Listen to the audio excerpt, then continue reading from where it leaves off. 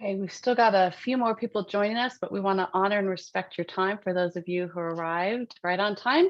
Welcome to our webinar, Unlocking Opportunities, Economic Forecast, and Capital Market Trends for Business Owners and Advisors. Been really excited to bring you this webinar. I'm Allie Taylor, a business psychologist and co-founder of Orange Kiwi, and I'll be your host for our conversation today. Orange Kiwi provides consulting services for privately held businesses in the low to middle market at points of significant transition where complexity, confusion, and conflict dominate the landscape. We help owners, their management teams, and advisors create clarity, confidence, and the control they need to succeed at those points of significant transition, like scaling, selling, or family succession. And the impetus for this webinar occurred during a dinner conversation with two of our guests, Bob Dahl and Geoff Eliason. As we explored the realities many of our lower middle market business owner clients face, particularly after having survived three major economic downturns, 2001, 2008, 2020, currently adjusting to the post-pandemic world where we're all battling inflation, the rising cost of labor, challenges with raw materials, rising cost of capital, and the power in the labor market, not to mention the sudden and dramatic arrival of artificial intelligence. Altogether, these complex and confusing forces have led to a wave of lower middle market owners considering exit. And given the generational progression with Gen X turning 65 by the year 2030, this reality is here to stay. So for many owners, it begs a series of questions, including, is now the best time to exit through a family succession or the sale of my business? What does the economic future hold in store for all of us? How are the capital markets, meaning how are investors that would buy my business responding to these trends? And the next question is, where do owners turn to for answers before they face the tremendous complexity their advisor ecosystem inadvertently swirls around them, creating more conflict and confusion? When advisors speak different languages, when they operate in silos of their own discipline, offering different viewpoints and competing priorities, the confusion and complexity increases. At dinner with Bob and Geoff, I realized that I was missing a really important piece, and that's that there are so many advisors out there that are already trying to build bridges. And so we decided that this would be a really great opportunity to bring together these amazing experts, Geoff Eliason, Bob Dahl, and Scott Mitchell, to share some of their insights with you.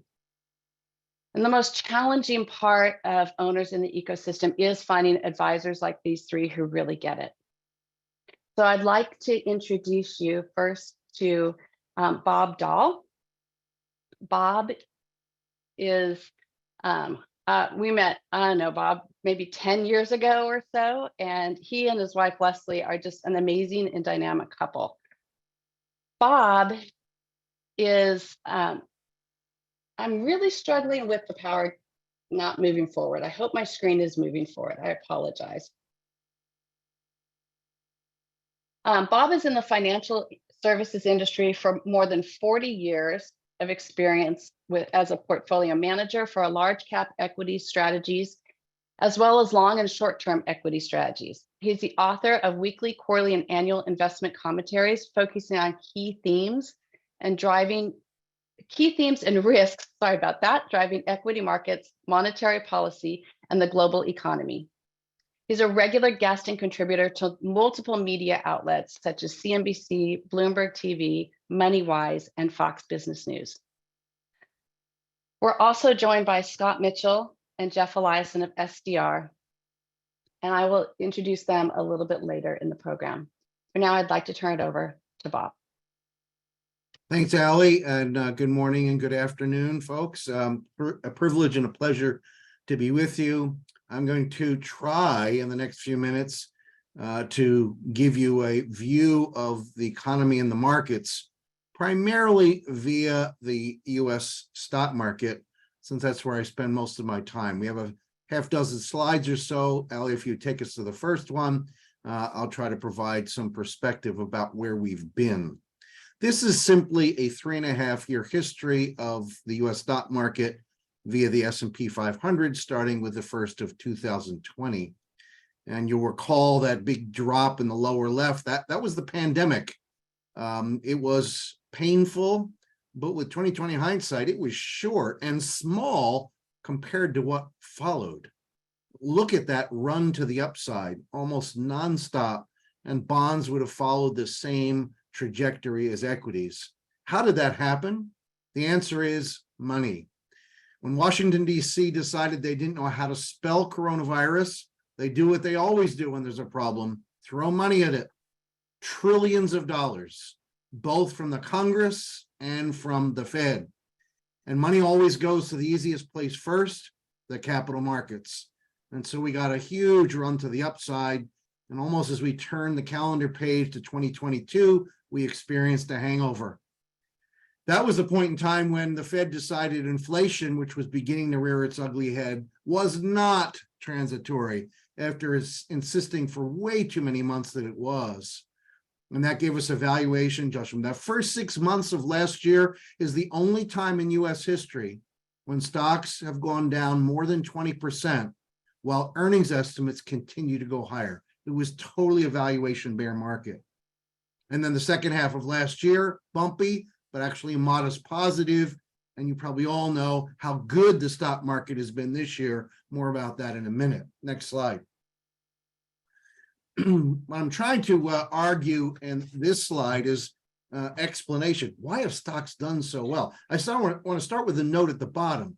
As of the end of May, the S&P 500, the US stock market, was up 17%, but the average stock was actually down on May 31st. Done a little bit better in the June and July period. Why did all this happen? Well, investors came into this year expecting a recession and now are arguing for a soft landing.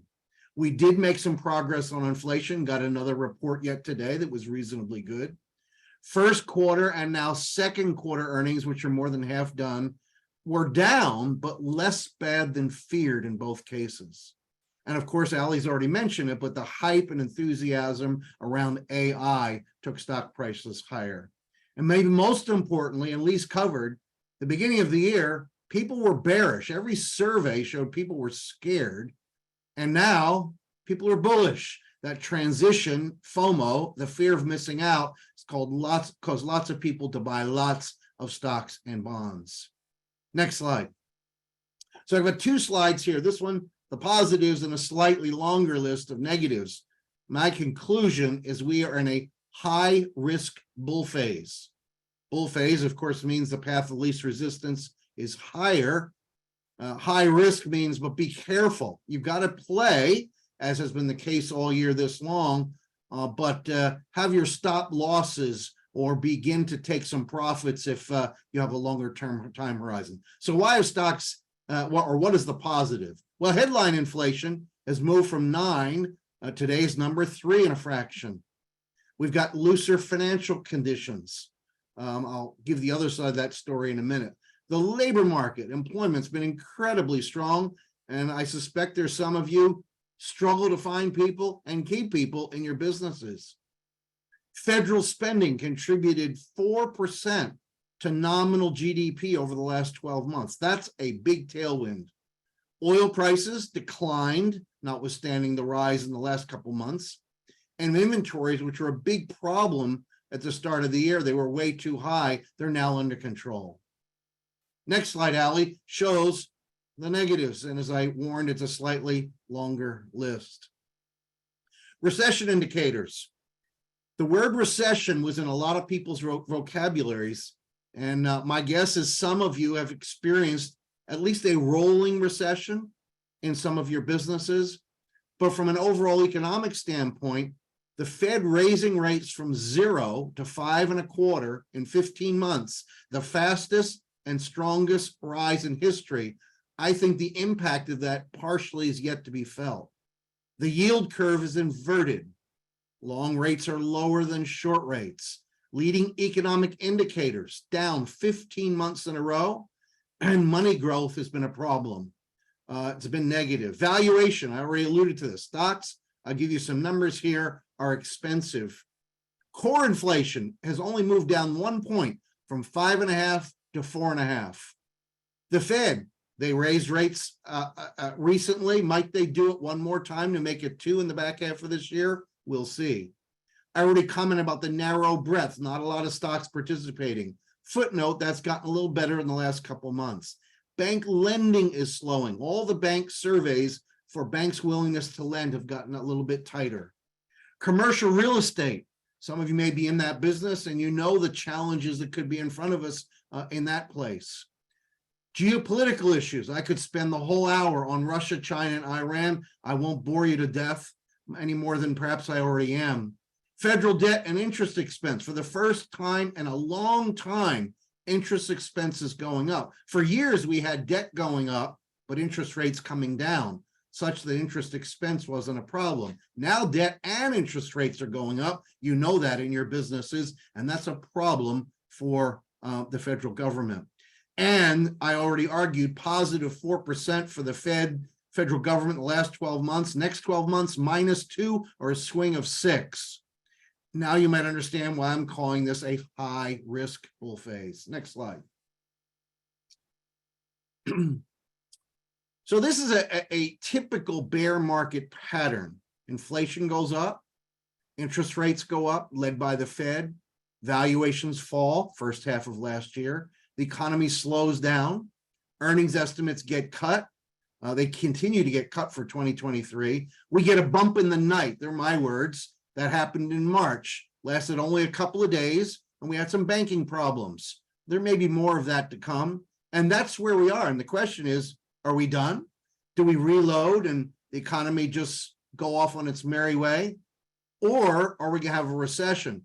Our view is that a recession, mild one, is still in the cards for the US. We've been arguing since the first of the year that it is likely to commence sometime between Labor Day and the end of the year, giving us a bottom in stocks, the Fed lowers rates, and we get a new bull market. And I know planning your businesses, it's critical to know where on this pattern we are. And of course, that's a lot of speculation. Next slide.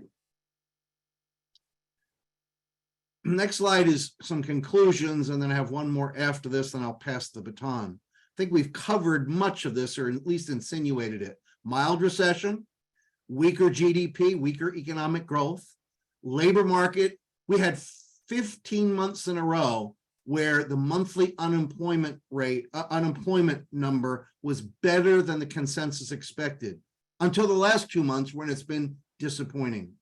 Fed higher for longer. I believe inflation will stay stubborn. Corporate profits estimates are still too high.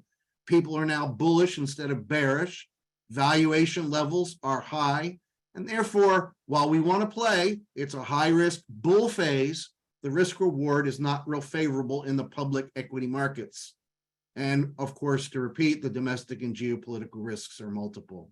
My last slide is the next one. Allie, if we could go there, I'll sum this up. What do? I'm a portfolio manager. I spend the vast majority of my time managing money for clients, large cap US, mutual funds, and separate accounts. This is what I'm doing.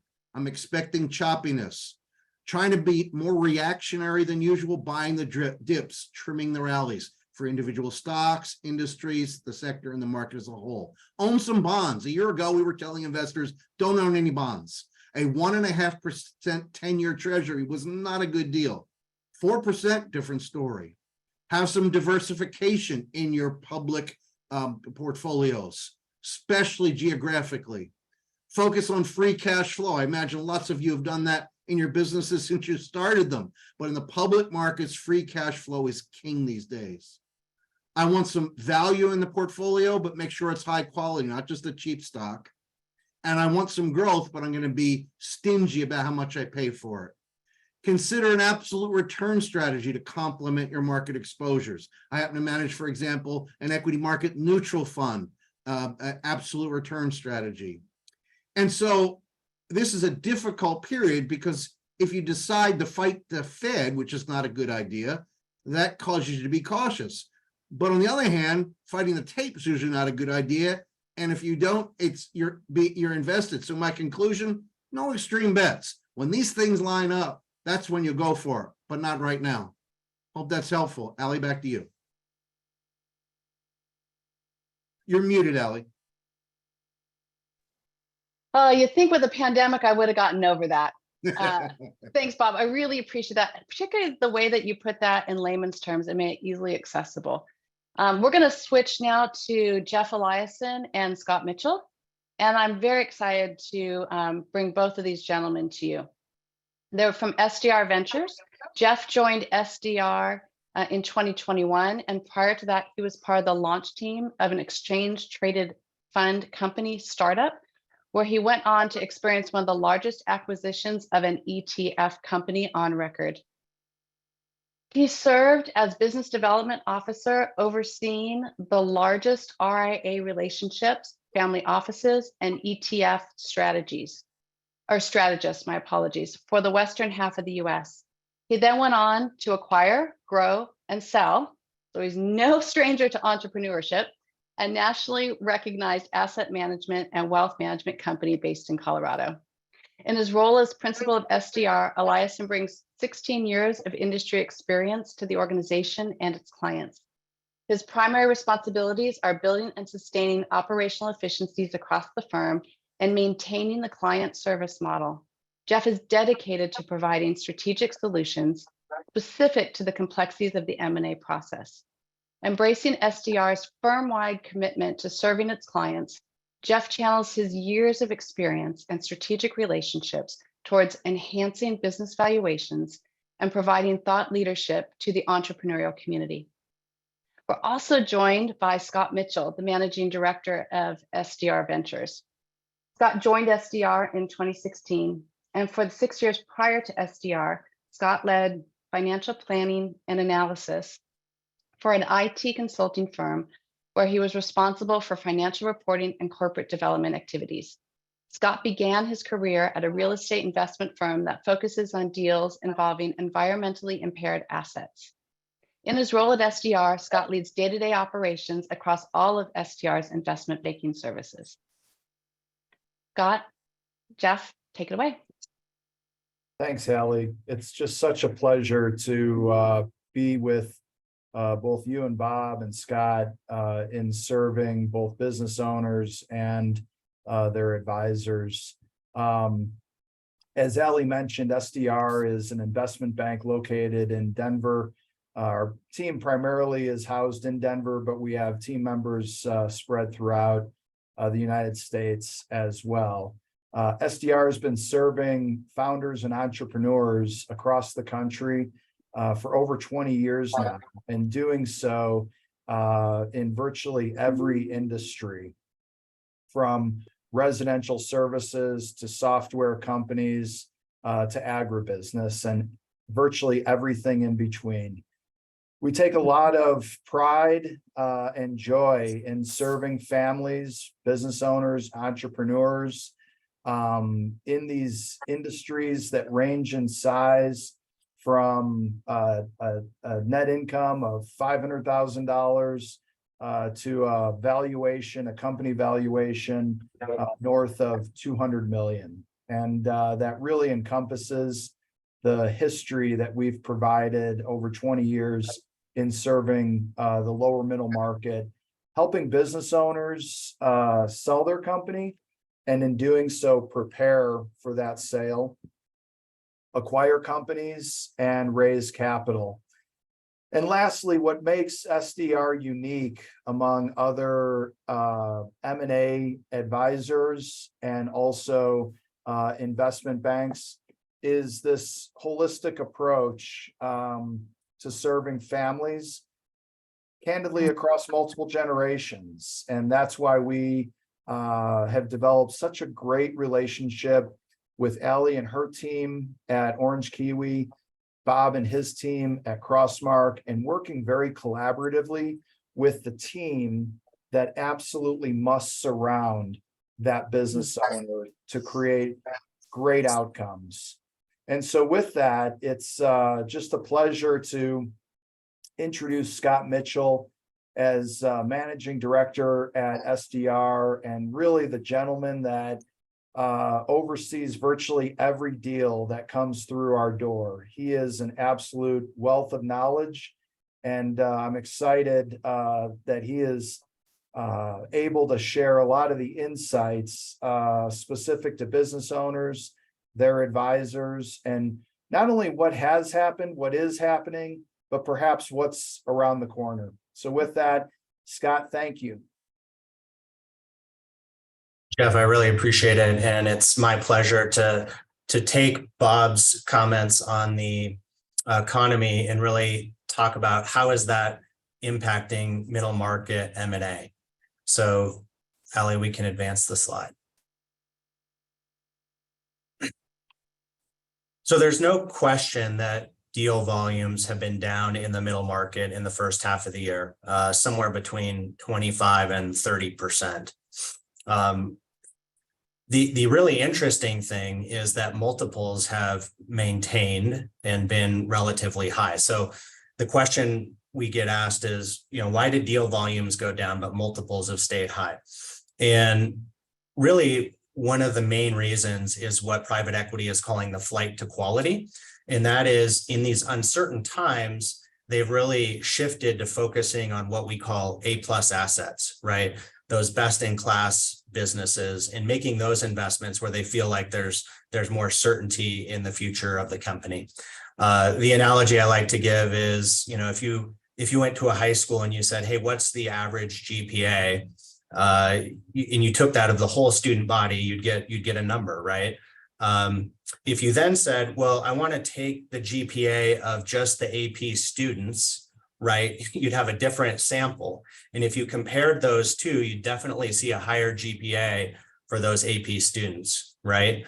And so that's really what we're seeing in the deal markets is the B and C type deals are just not getting done right now in the first half of the year. And we saw that flight to quality. So the thing I like to tell business owners is, hey, if you build a great business, the exit will take care of itself. Allie, we can go to the next slide. If you are considering M&A right now in the middle market, it's really important to segment by industry what's happening with multiples, right? What's happened for investors is they're really shying away from anything that is tied to consumer balance sheets, right? And so when there's that level of uncertainty, they're trying to find that certainty, right? And so we've seen definitely a downtick in retail type businesses, high-end consumer goods, high-end food, those types of businesses.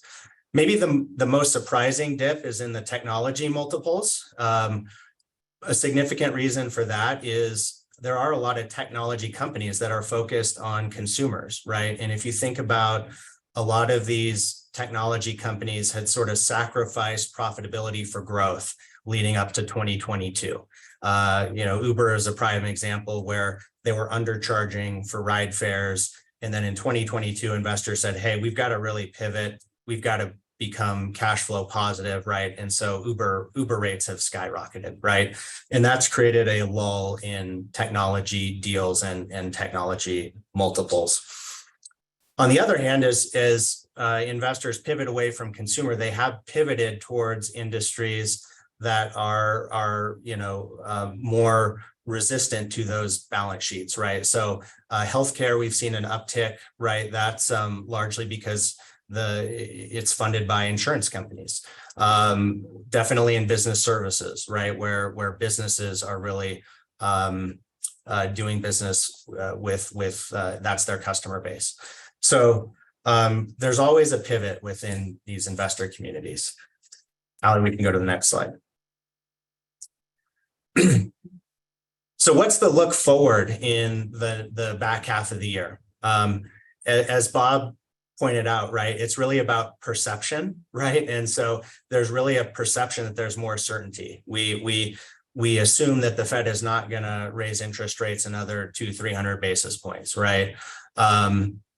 The soft landing discussion has returned, right? And even if not that, there's wide consensus around a mild recession, right? And it's those perceptions that allow investors to then get deals done. We saw the first half of the year, the deals that did get done were really focused on add-on transactions. So add-ons being the private equity company already owns an operating company, perhaps a plumbing company that they invested in as a platform, and then they're going to bolt on or add on other companies. So they really focused on add-on because the leverage was already in place in their platform. And also they were just smaller deals, so less risky. Platform deals are bigger, and I think we'll see more platform deals start to get done the second half of the year. As I've been telling people for about the last 30 days, I'm really starting to see the ice thaw on the M&A markets, and we think that there'll be a pretty robust shift in the number of deals getting done. Part of that equation is simple supply and demand. Private equity still has a ton of dry powder to deploy. The dry powder coming into 2023 was on par with 2019 levels. We know that the way that private equity managers get paid is by putting money to work, right? And so doing more platform deals in the back half of the year will allow them to put more money to work. With interest rates assumed to have stabilized, they'll be able to get leverage on those platform deals. We also expect there'll be a rebound in tech. Those tech companies that had the mandate from their investors to get cash flow positive, a lot of the good tech companies have taken that charge and are starting to show those signs. So I just wanted to spend time on one more thing, and that's really this idea of what's a grade A asset, right? And here's a simple checklist for your business. I'm not going to go through all of these. I will say again on the, highlight 3 of them: recession resistance to macro dynamics, more investment in government where there's government funding, right? So Inflation Reduction Act, CHIPS Act, if you're tied in with clean energy, if you're doing environmental remediation, a big uptick in aerospace and defense. Investors are really focused on leaders in niche B2B markets. Right now, it's better to be a big fish in a small pond than a medium-sized fish in a big pond. Investors are willing to sacrifice a larger total addressable market right now for market dominance. And that's because there's higher, those more dominant positions can command higher margin profiles and higher margin stickiness and leverage with their customers. And then lastly, I just want to touch on continuity and depth of management team. Investors want to know that the folks that built the business are going to stay with the business and continue to help them grow the business. They would rather partner with management than have a business owner who's built a business 80 hours a week and now he's really tired and he wants to hand over the keys. That's not attractive in today's environment. Allie, with that, I'll turn it back to you. Awesome. Thank you, Scott and Geoff and Bob. I think that was really helpful. I really appreciated the way that you made that accessible for those of us who aren't in the financial discipline of expertise. So thank you so much for that. We're going to shift a little bit to Q&A. And for those of you who are listening, you can use the Q&A feature to type your question in and we'll be happy to answer it. While they're getting their questions in, I do have a few for you guys. So Bob, we'll start with you. In your conclusions, you mentioned that valuation levels are high. Can you give us a bit more context for that statement? And specifically, how should owners think about that with respect to their own business? Is that related to the valuation that Scott was talking about? So the most conventional and simplistic way to look at valuations in the public markets and equities is the PE, the price earnings ratio. And that is over the years averaged about 16. Today, it's about 20. I've been managing money for 40 years, and this is only the third time the PEs have hit 20.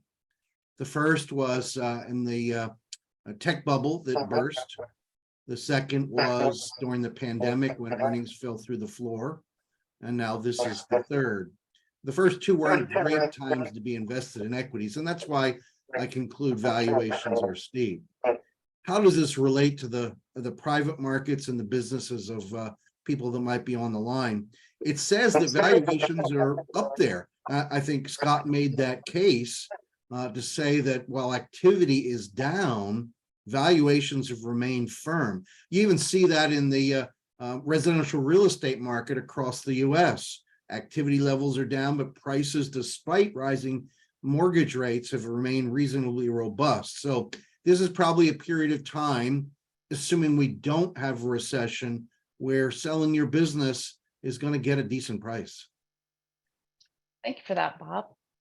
And Scott and Geoff, based on your experience, if a business owner is still years away, even though Bob just said that you could get a good price now, if their business isn't ready, what's the benefit to them to monitoring economic conditions that are impacting their industry?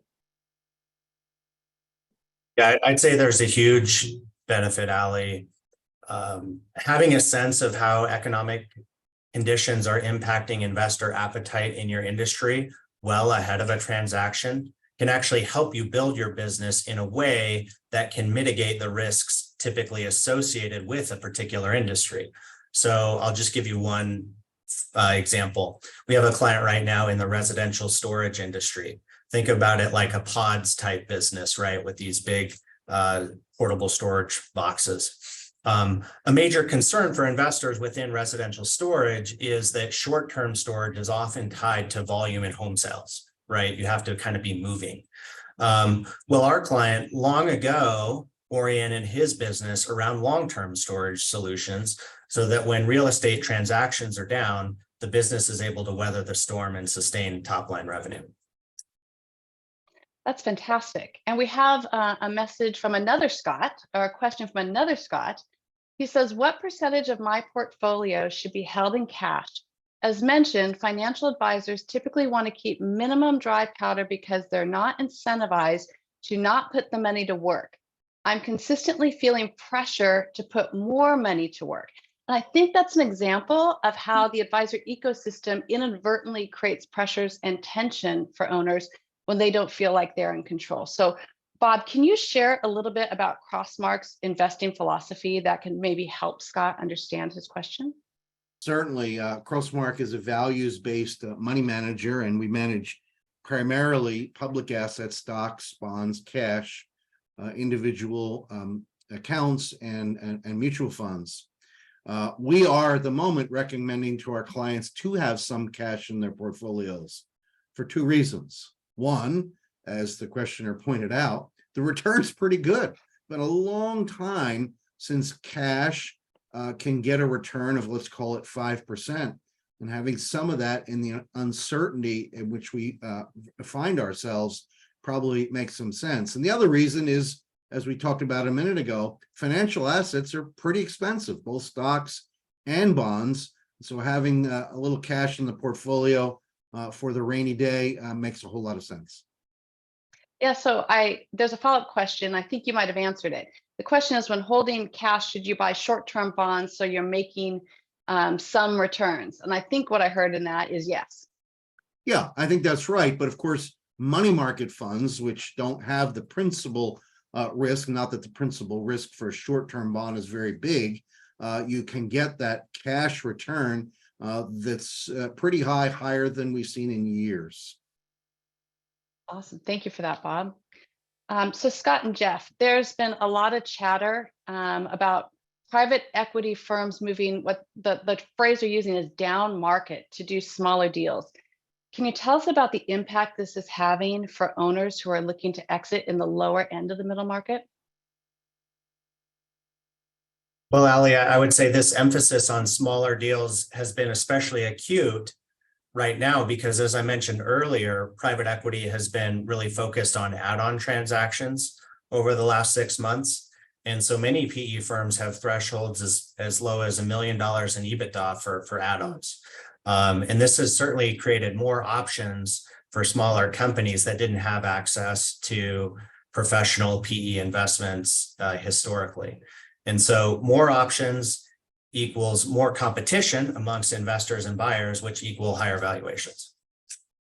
Allie, I'd also add to that, that the appetite, as Scott mentioned, for great companies strong cash flow, great margins. What a lot of people would call boring, or what Bob might call high quality, is very, very strong, both among family office buyers and private equity. And as Scott mentioned, it creates a very competitive market and auction, driving valuations higher. And as you highlighted, Allie, on businesses that 10 years ago would not necessarily have been looked at by private equity. So interesting for me, I'm thinking back to our dinner that Geoff and Bob and I had. And one of the things that I put on the table was a struggle that owners who are thinking about exit really have. And that's that they've been in the control of their business, and that's their biggest investment oftentimes. And now they're approaching this point where their biggest asset is going to be something other than their business. The liquidity of it is going to generate cash, and they got to figure out what to do with it. And the two biggest people they struggle to first talk to are a new investment strategist and an investment banker. Can you guys share with me? I can give my opinion, but I'd like to hear from you. Why should this not be as painful as they think it is? How can we make this painless for them? I'll be happy to start. When you own your own business, every nook and cranny. You sweated through it. It's your pride and joy. It's your child, if I can use the word. But when you have all your eggs in that basket, you also have the highest risk portfolio you could think about. And it doesn't mean you have to sell your business tomorrow morning. But when you think about a sale, if the time is right, you should think of the diversification in your portfolio that's going to come from taking the proceeds and distribute it across different asset classes. That would cause me to sleep a whole lot better at night than worrying about, gee, am I not going to get the supply? Is my market going to dry up? I'm going to lose some key employees. So you're actually moving from, yes, less control, but a much safer portfolio. And I think, Bob, it probably makes a difference if they feel really understood by the person that's doing their investment strategy, and that person can educate the owner along the way and walk with them as a co-pilot or navigator rather than an authority figure. Well said. You want a financial advisor and a set of investments where you're the one making the decisions. Yes, they're going to educate you, but if you just say, here are the proceeds, go invest them, I would be nervous too. But if you're part of that process, it can actually be a great experience. And Geoff, Scott, your thoughts on the investment banking side?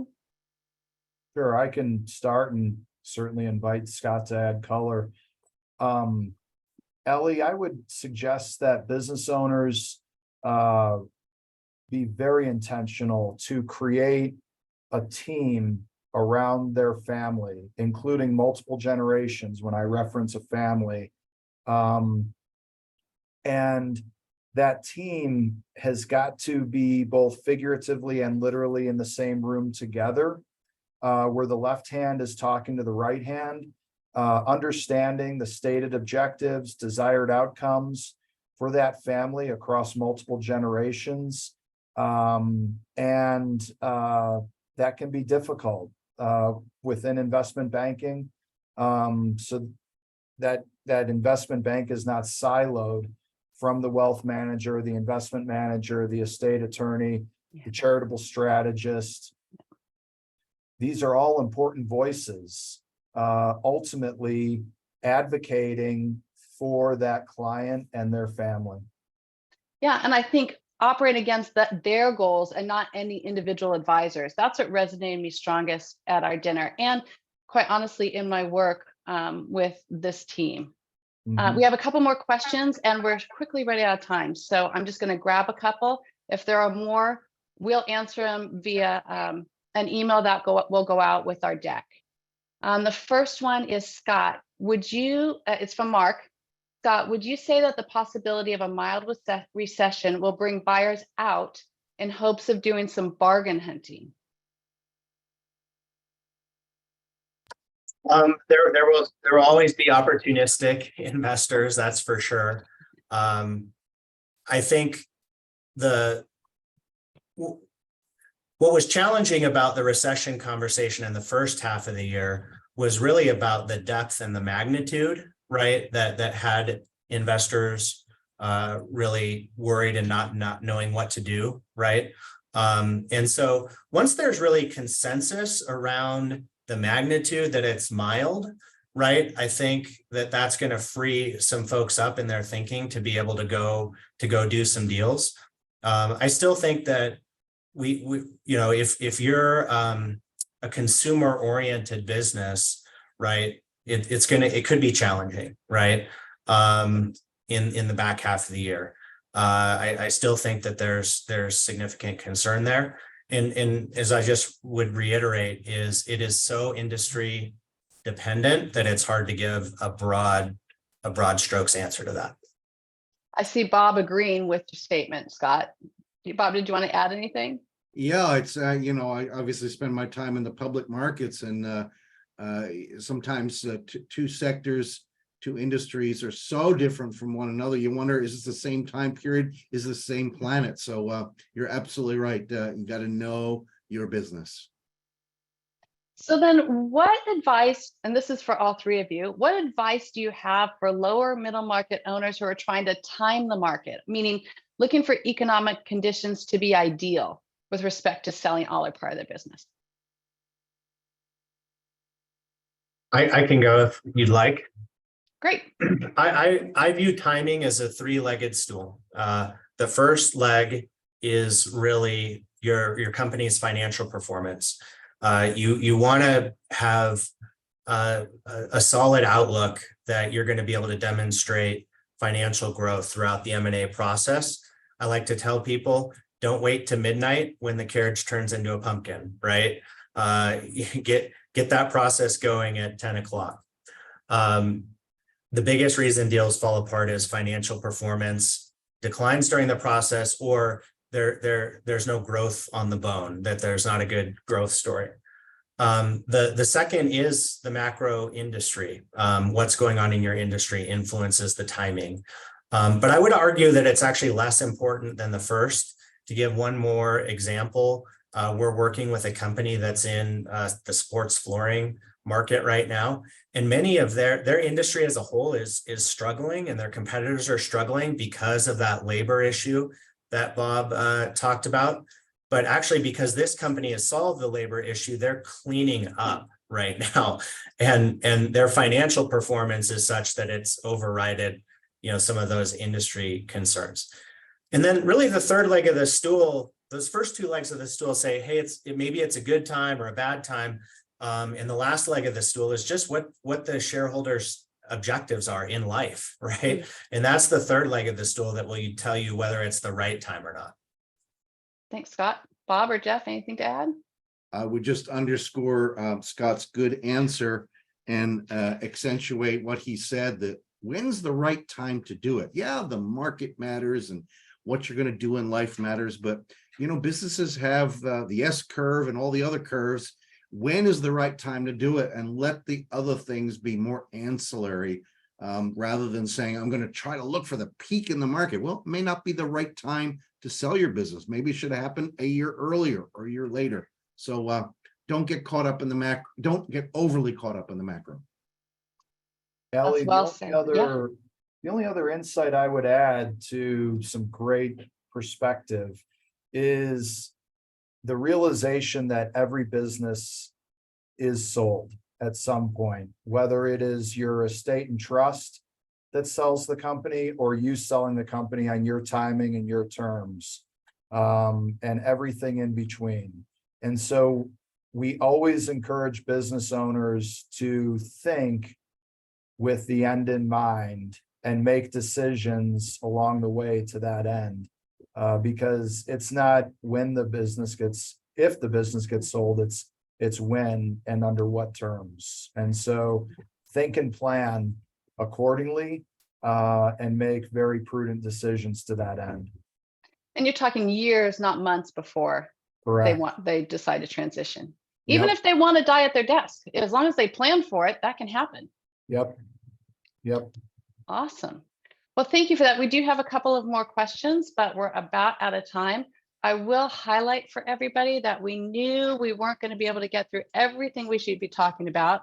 And with all the volatility, lots of things are going to be changing. So I'll highlight our key takeaways for you. They're on the screen. And then you'll get the deck with all of our contact information, and it'll have our next 2 webinar dates, one in September and one in October for you.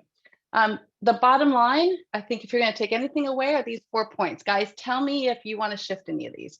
But financial planning and business preparedness and owner readiness are all critical for anyone that is anticipating a liquidity event. As Geoff just said, years, not months in advance of the transaction. The economy, we're not out of the woods yet. So as Bob said, don't make extreme bets. As far as capital markets, private equity is as aggressive as ever for grade A companies.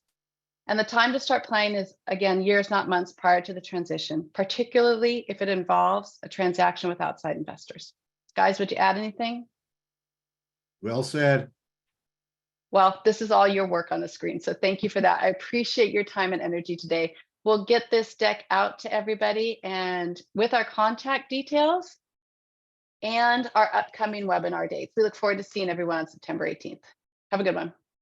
Thanks, Allie.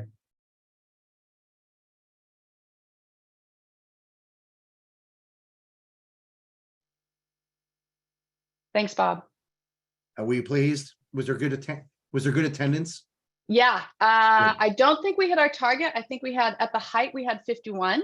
Oh, good. Good. That's a So good number. that's pretty good. Yeah. But we had a lot more registered that I had several emails in advance. I'm not gonna be able to make it. Can I have the deck or the recording? So I'm sure they'll do that. How was it for you? Good. It was just what I